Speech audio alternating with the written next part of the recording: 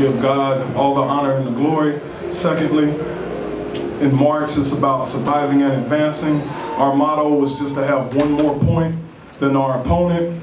We came in, we were successful.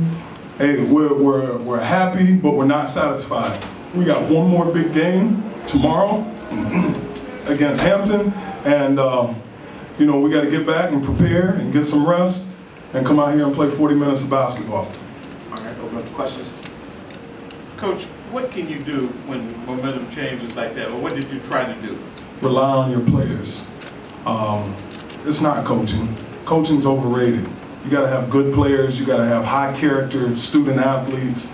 That's what we have in our basketball program. They came out, they made plays when they had to.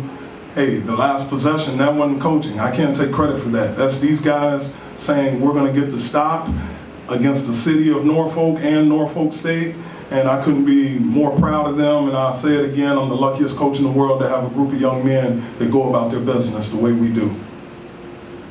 For Gabriel and for Ed, you know, this is your first time in a semifinal round of a tournament like this. You know, what was some of the emotions that you going through in that second half when you had a 21-point lead and all of a sudden it seemed like the shots you made early weren't falling, you were calling the player control foul. What was going through your mind during that run? Well, Gabe and our seniors, basically, they just came to the huddle and said, we good, we've been here before, we're not going to make that same mistake like last year. So basically the seniors just told us to keep our heads up and just keep playing, making plays. Yeah, we were just trying to keep everybody composed. As a senior, I'm trying to be a leader in the situation, because last year we were in the same situation with Norfolk. We were up and then we let them come back and get back in it. So we were just trying to make sure we don't let that happen again. Just trying to keep everybody composed and just give them the confidence that we're going to still win the game. You guys have had some success at the Hampton earlier in the year. What did you guys learn from that game that can kind of propel you guys as you move forward tomorrow? That we have to be ready for 40 minutes of basketball. That game at Hampton came down to one possession late under a minute. Ty Solomon hit a big three-point shot, and then we went to the line and hit free throws. I told Coach Joyner, I seen him walking down the tunnel, I said, hey, you know, we got a hot date with each other tomorrow. We've been friends for a number of years. I know they're prepared. They've been here before. We're just the underdog trying to get a bone. When Eves went out with his second foul early, it seemed he had probably getting rhythm back. You know, at that point, you know, what were you relying upon the rest of the team? I would say when Eves went out, you know, we have a basketball team.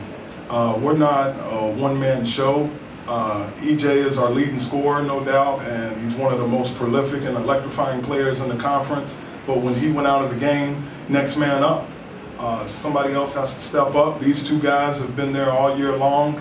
Any given night, it can be a different individual. Last night, Tashambe Riley played exceptional. Tonight, he wasn't very good. Dudu Gay stepped up and probably had his best game of the year, even though it don't show on the stat sheet. But, you know, in a basketball team, when you have more than one player that you rely on, you know, the next guy has to be ready at all times. Anyone else? Let's go.